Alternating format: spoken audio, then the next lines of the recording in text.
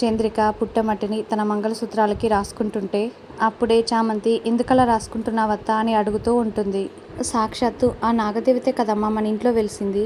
ఆ తల్లి పుట్టమన్నుని మంగళసూత్రాలకి ధరింపజేస్తే 10 కాలాల పాటు సౌభాగ్యం చల్లగా ఉండేలా ఆ నాగమ్మ తల్లి ఆశీర్వదిస్తుంది. ఏ ఆడదానికైనా కావాల్సింది అదే కదమ్మా, అందుకే పెట్టుకున్నానని చెప్పి చంద్రిక అక్కడి నుండి వెళ్ళిపోతుంది. తర్వాత చామంతి కూడా అక్కడే కూర్చొని తన మంగళసూత్రాలకి పుట్టమట్టిని పెట్టుకొని, నా సౌభాగ్యాన్ని 10 కాలాల పాటు చల్లగా ఉండేలా ఆశీర్వదించు తల్లి అని చామంతి వేడుకుంటుంటే అప్పుడే పుట్టలో నుండి నాగమ్మ తల్లి వచ్చి చామంతిని ఆశీర్వదిస్తుంది. తర్వాత అరుణ్ బయటికి వచ్చి, ఏంటి ప్రవీణ్ అర్జెంటుగా రమ్మని ఫోన్ చేశావు అని ఒకతన్ని అడుగుతూ ఉంటాడు. సార్ ఒకసారి ఫైల్ చూడండి. యుద్ధం వల్ల మన ఫ్లైట్స్ మరొక కంట్రీకి వెళ్ళలేదు సార్.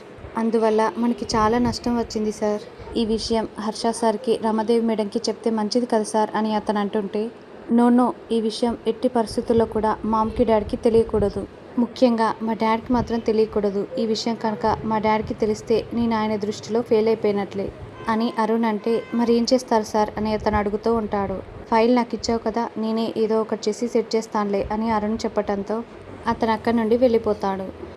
నాకే ఇలా జరగాల, ఆ ప్రేమ్ గాడికి జరుగుండొచ్చు కదా అని అరుణ్ చాలా చిరాకు పడుతూ ఉంటాడు. ఇంకోవైపు ప్రేమ్ ఆఫీస్లో కూర్చొని ల్యాప్టాప్లో డిజైన్స్ చూస్తూ ఉంటాడు. తర్వాత ప్రేమ్ 2 డిజైన్లని సెలెక్ట్ చేసి వాసు అనే అతనికి ఫోన్ చేసి ఆ 2 డిజైన్స్ని 1000 కాపీలు తీసి ప్రమోద్ గారికి పంపమని చెప్తాడు. ఇక అప్పుడే చామంతి అక్కడికి వచ్చి డోర్ దగ్గర నిలబడి, ఎక్స్క్యూజ్ మీ సార్, లోపలికి రావచ్చా అని అడుగుతూ ఉంటుంది. కంపెనీయే నీది, లోపలికి రావచ్చా అని అడుగుతున్నావేంటి, రా అని ప్రేమ అంటాడు. చామంతి లంచ్ బాస్కెట్ తీసుకొని వచ్చి టేబుల్పై పెట్టి, కంపెనీయే నాదా ప్రేమ్ బాబు అని అడుగుతూ ఉంటుంది. నువ్వు నాదానివి అయినప్పుడు ఇదంతా నీది కదా అని ప్రేమ అంటాడు. ఏంటి బాబు చాలా హుషారుగా ఉన్నట్లున్నారు, మీకోసం భోజనం తీసుకొచ్చాను అని చామంతి అంటుంది. ఇంట్లో పెడతావు కదా, మళ్ళీ ఇక్కడ తినాలా అని ప్రేమ అంటాడు. బయట ఫుడ్ మీకు పడదు కదా సార్ అని చామంతి అంటే, మరి నీ చేతి ఫుడ్ నాకు పడుతుందా చామంతి అని ప్రేమ అంటాడు. అవును మరి, అందుకే కదా మీరు నిగనిగలాడిపోతున్నారు అని చామంతి అంటుంది. అవును, నువ్వేం చెప్తే అదే అని ప్రేమ అంటాడు. సరే చేతులు కడుక్కొని రండి అని చామంతి ప్రేమ్కి భోజనం వడ్డిస్తూ ఉంటుంది. ప్రేమ్ తింటూ ఉంటే చామంతి ప్రేమ్ వైపు చాలా ప్రేమగా చూస్తూ ఉంటుంది. ఇక ప్రేమ్కి ఒక్కసారిగా పొలమారటంతో చామంతి వాటర్ తాగిస్తూ ఉంటుంది. ఎవరో తలుచుకున్నట్లున్నారు అని చామంతి అంటే, నువ్వు ఇక్కడే ఉన్నావు కదా అని ప్రేమ అంటాడు. దాంతో చామంతి చాలా సిగ్గుపడుతూ ఉంటుంది. ఇదంతా నీకు నాపై ఉన్న ప్రేమ కదా. అవునులే, ప్రేమ లేకపోతే మరి నా కోసం అన్ని సేవలు ఎందుకు చేస్తావు, ఇంత ప్రేమ ఎందుకు చూపిస్తావు అని ప్రేమ అంటాడు. భర్త అంటే ఏ భార్యకైనా ప్రేమ ఉంటుంది కదా అని మనసులో అనుకుంటూ చాలా సిగ్గుపడుతూ ఉంటుంది. ఏదో లోపల అనుకున్నట్లున్నావు, అది బయటికి చెప్తే మేము కూడా సంతోషిస్తాం కదా అని ప్రేమ్ అంటే, ఏం లేదు బాబు అని చామంతి అంటుంది. ఉన్నా నువ్వు చెప్పావు కదా అని ప్రేమ్ చామంతి వైపు చూస్తూ ఉంటాడు. అలా గుచ్చి గుచ్చి చూడకండి బాబు అని చామంతి అంటే, ఎందుకు ఏదోలా ఉందా అని ప్రేమ్ అంటాడు.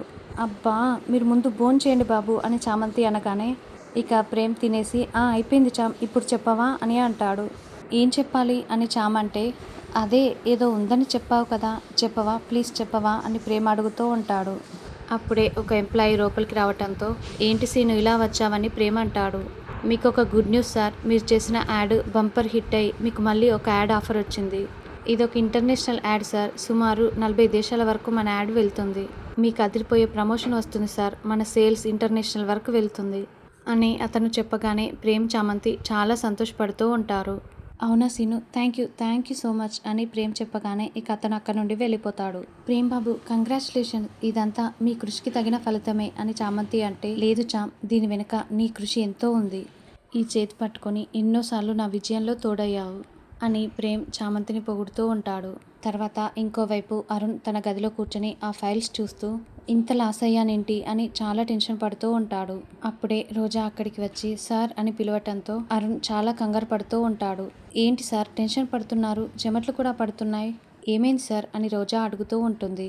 ఇప్పుడు రోజాకి చెప్పానంటే తనకి నేను బిజినెస్లో అన్ఫిట్ అనే డిసిషన్ వస్తుంది. రేపు తను యువరానయ్యాక నా బిజినెస్కి పెట్టుబడి పెట్టడానికి కూడా ఆలోచిస్తుంది అని అరుణ్ ఆలోచిస్తుంటే, ఏమైంది సార్ మిమ్మల్ని ఏదైనా ప్రాబ్లమా అని రోజా అడుగుతూ ఉంటుంది. ఏం లేదు రోజా, నీకెప్పుడు యువరాణిగా పట్టాభిషేకం జరుగుతుందని, నాకెప్పుడు ఈ ఇంటి నుండి విముక్తి కలుగుతుందని ఎదురు చూస్తున్నాను అని అరుణ్ అనటంతో అనవసరంగా వచ్చి నేనే గెలుకున్నట్లున్నాను అని రోజా మనసులో అనుకుంటూ ఉంటుంది.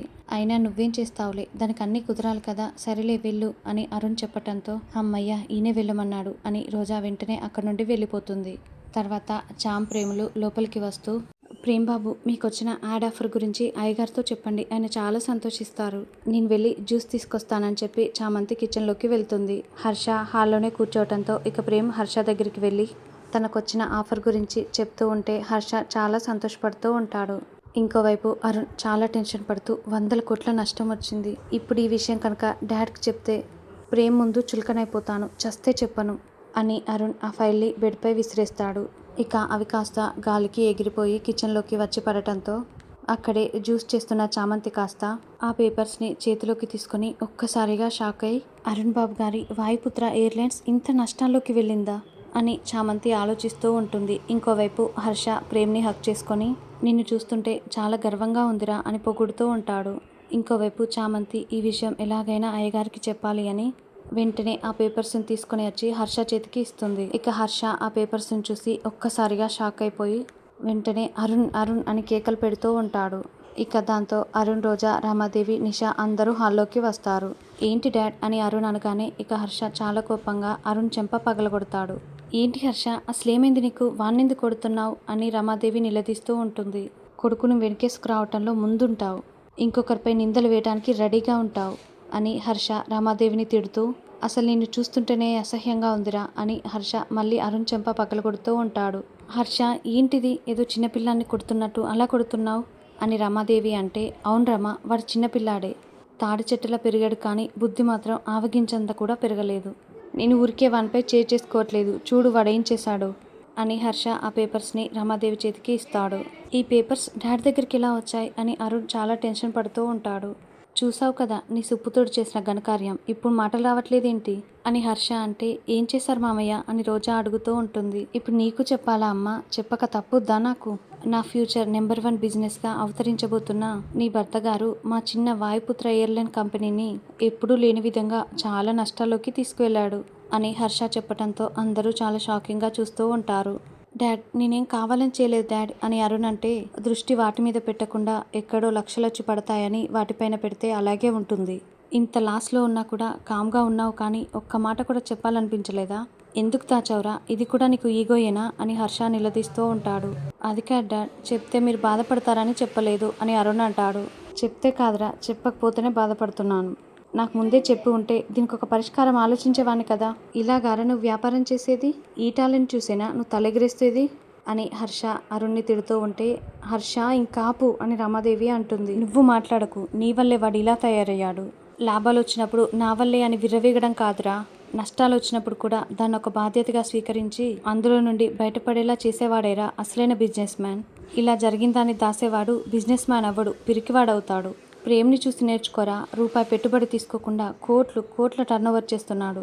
నా పేరుని ఎక్కడా వాడుకోకుండా ఎదుగుతున్నాడు. ఇప్పుడు చెప్పు, గొప్ప నువ్వా ప్రేమ అని హర్ష అంటుంటే, Harsha this is too much, వాడిని ఇన్సల్ట్ చేయటం నీకు ఇష్టమా?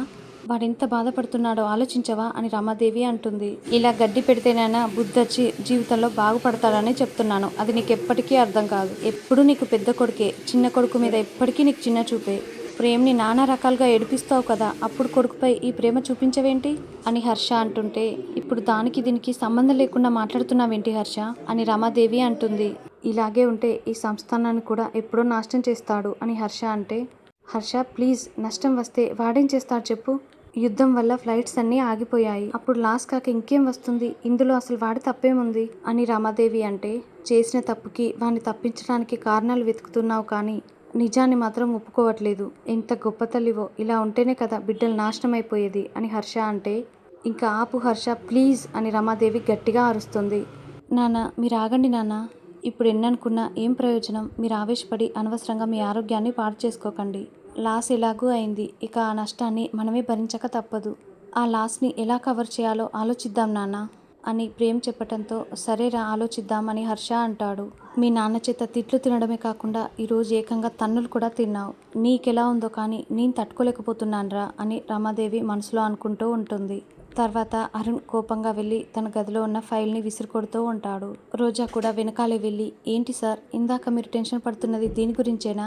అడిగితే ఏం లేదన్నారు, కనీసం నాకైనా చెప్పాలి కదా అని రోజా అంటే నేను పడుతున్న టెన్షన్ని నువ్వు కూడా పడటం ఎందుకని చెప్పలేదు రోజా. కానీ డాడ్ నన్ను అసమర్థుడిగా అంటున్నాడు చూడు, దానిని నేను తట్టుకోలేకపోతున్నాను. నన్ను తిడుతూ వాణ్ణి పొగుడుతుంటే అస్సలు భరించలేకపోతున్నాను. నన్ను ఇంత హీనంగా చూస్తున్న డాడ్కి నేనేంటో తెలియజెప్పాల్సిన టైం వచ్చింది. ఈ నష్టాలు కష్టాలు మనకెంత చెప్పు, నువ్వొక ప్రిన్సెస్వి రోజా. పెద్ద మనమేదో ఆయన ఆస్తిని మొత్తం పోయేటట్లు చేసినట్టు బిల్డప్ ఇస్తున్నాడు. లక్షల కోట్ల ఆస్తులకి నా భార్య వారసురాలు, అది ఆయనకు అర్థం కావట్లేదు అని అరుణ్ అంటుంటే అయ్యో మళ్ళీ అక్కడికే వచ్చాడు, ఇక నా బుర్ర తింటాడు అని రోజా మనసులో అనుకుంటూ ఉంటుంది. రోజా ఇక నువ్వు వెంటనే నీ పట్టాభిషేకం చేసేయి. నీ భర్తకు జరిగిన అవమానాన్ని నువ్వే తీర్చాలి. ఇక్కడ జరిగిన నష్టాన్ని నువ్వు కుడి చేత్తో రాసి ఎడమ చేత్తో ఆయన మొహాన విసిరేయి. అప్పుడు ఆయన నన్ను అన్న మాటలకి సమాధానం ఇస్తాను. మొత్తం వాయుపుత్ర ఎయిర్లైన్స్ నుండే బయటకు వచ్చేస్తాను. కొత్త కంపెనీ పెట్టి 1000 కోట్ల రెట్లు డెవలప్ చేస్తాను. నా మీద నీకు నమ్మకం ఉంది కదా అని అరుణ్ అంటే ఎందుకుండదు సార్, మీరు ఒక గొప్ప బిజినెస్ మ్యాన్ అని రోజా అంటుంది. ఇక లేట్ చేయకు రోజా, మనం వెంటనే రాజ్యానికి వెళ్ళిపోదాం. అప్పుడు ఇక నా సత్తా ఏంటో చూపిస్తాను అని చెప్పి అరుణ్ అక్కడి నుండి వెళ్ళిపోతాడు.